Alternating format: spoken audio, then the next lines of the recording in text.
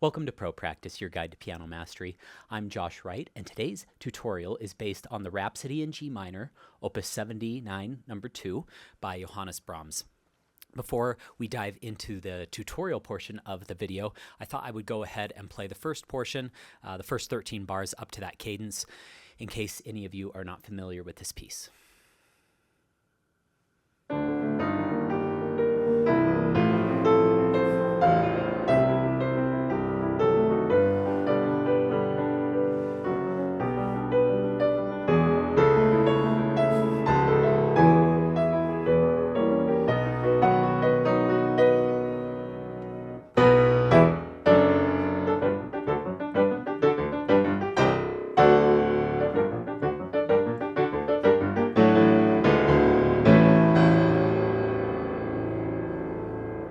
All right. This is a piece that I really love. I've been teaching it to two different students lately, and I thought, I should bring this back, get it back in my fingers for a Pro Practice tutorial because many of you have asked for a tutorial on this piece. So it's not concert ready by any means, but it's back in my fingers. And big thanks to my students, Kate and Ed, for their inspiration for this tutorial, as well as all of you who asked for it. I played this piece when I was very young. It was one of my first pieces with Susan Dolmeyer, within the first year or so, I believe. I was probably around 11 years old when I played it. You can actually hear a recording of that on Apple Music or Spotify. It was on my little debut album. I had always wanted to record an album of this piece and other works that I had been working on at that time. I'd always dreamed of producing a CD, even at a young age. So this was on there, and it taught me a lot of really valuable lessons. This piece will teach you a lot about voicing, shaping, and varying the shape when figures come back. It will teach you about playing chords with less tension if you apply the right concepts, which we're going to go over in this piece. It's going to teach you how to convey different characters, because we see so many kind of wandering textures throughout this piece, a lot of different thematic material. Just even in that first portion, we see that, and then we see, and then right after this, we see that, and then we see,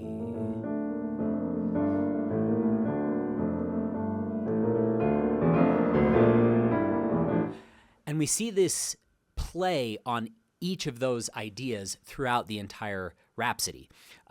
Just a little bit about the background of this piece. Brahms composed both of these Rhapsodies in the summer of 1879, and they were published in July of 1880.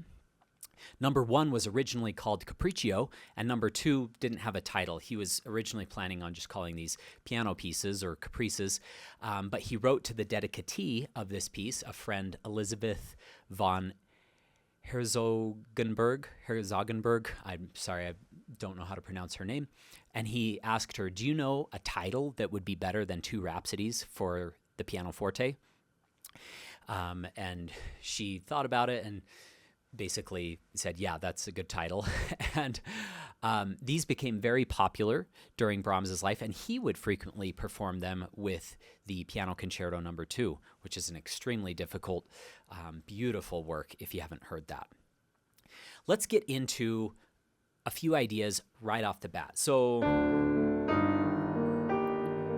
whenever you see that MG, you're going to cross over with the left hand.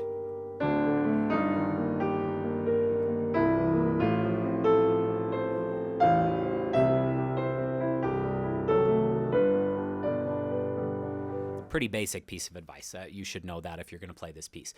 A couple of things that you may not have thought of, though, is how can we start to voice this right from the get-go? Why don't we just isolate the melody and play the rest of these staccato? If any of you have watched any of my videos, you've probably seen this voicing exercise. So you're just going to hold forte and hold, or legato on the tops, and piano and staccato on the bottoms.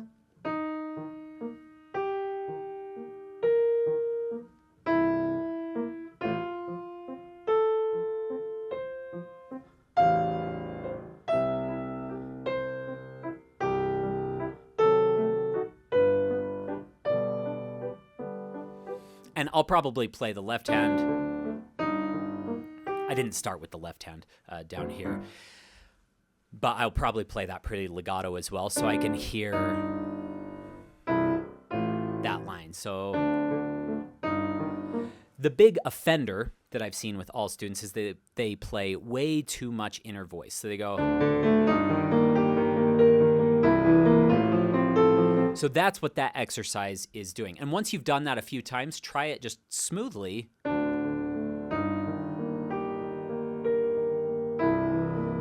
Just keeping those inner voices very calm, because that allows this line to sing out. All right, now that we've established just some basics, I want to go over some musical ideas. A lot of students think, oh, I just want all the technical ideas and then I'll get to the musicality. That is not wise at all, because if you start working on the musicality from day one, you are going to be so far ahead technically, because technique just serves the music. And when you're being musical, usually the technique is a lot easier as well. For instance, to hone in on that very point we just made of these being much softer, that's a lot easier to play than, that takes a lot more energy. It takes a little bit more focus to really voice it well, but it's an energy preservation technique to voice well. Okay, now, once we do that, I want to think about the first 8 bars all the way to right there as one long idea. So we have and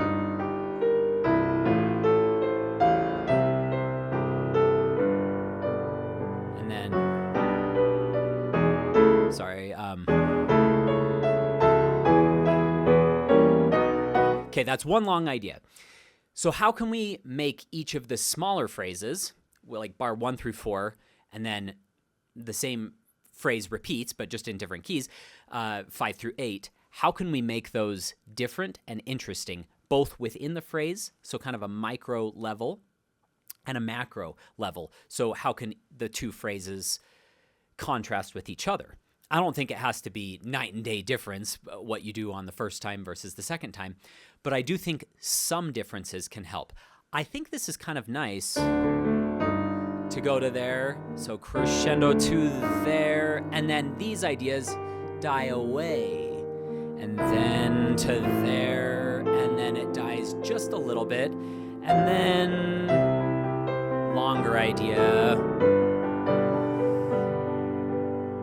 Okay, so to there, then less, and then a little bit more, to there, then a little bit less, not much, and then big.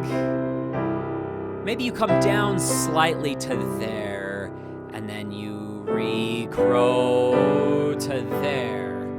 Or you can do and get softer and interpret that hairpin as taking time. Okay, that's a whole other subject for another time. You can check out Seymour Bernstein's work if you want more information about hairpins meaning time rather than just volume indications. Okay. And if you have no idea what I just said, don't worry. Just ignore that. But for those of you who are advanced and want to go down that rabbit hole, it is very interesting.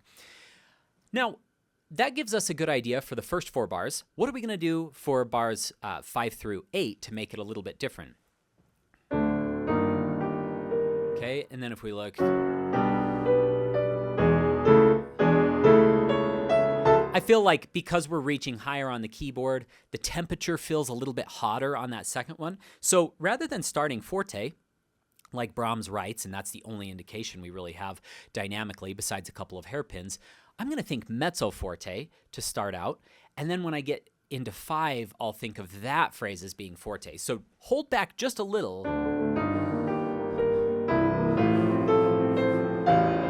That makes your crescendo to there better anyway. So, and then more energy this time. Even bigger. Okay? And how much retard you want and how much rubato you want is very subjective. So, I mean, Argerich has a famous recording. Radu Lupu has a wonderful recording. Argerich's is very free. It's up to you, but read the indication by Brahms. Very passionate, but not too allegro. So ma non troppo allegro. So don't go too fast with this, in other words. So we don't want this to just be speedy. We want it to be broad, and we want it to be expansive and really powerful. That's what really drew me in when I was young, is I just thought this was so cool, you know. And so that's not going to sound regal and determined and powerful if it's just rushing ahead. Also, if it's too slow, though, we start thinking of each individual eighth note. So we're in common time here, 4/4 time.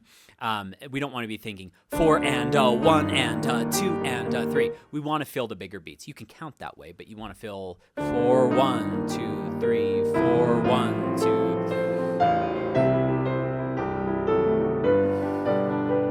Retard, and then get back into it. And a little idea that Logan Skelton taught me that I've recently shared on my YouTube channel is this idea of ... a tempo. So you don't have to immediately recover when you see this chord right there. So recover gradually. Even bigger than the first time. Come down just a little bit so you can regrow. And when we go to a climactic point like that, we're going to want more support. So don't get confused and say, Josh just told me to be softer on these inner voices. At climaxes, the inner voices can definitely support. So in order of hierarchical importance, it would be soprano.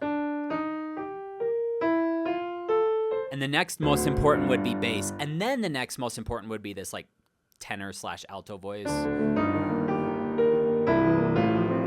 These inner voices. Those are the least important. However, at that climactic point, as we work towards the big section right there, we can have more support from this alto voice. We still want to hear that the most. Okay. And then just one little technical exercise or technical idea that will help you. Release the keys as you play them. A lot of students kind of glue their hands to the keys. They go, and they're holding all this, and then,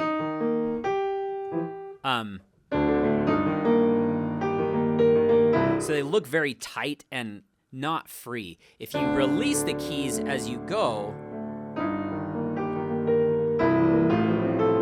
that really helps. All right, moving on to this much more staccato theme, and slurred and staccato theme. Very determined. I have a lot of thoughts to share technically first, and then we'll get into the musicality of it. Here we go. So, chordal jumps or octave jumps do not need to be scary if you apply two concepts that I've taught that I originally learned from Sergei Babayan.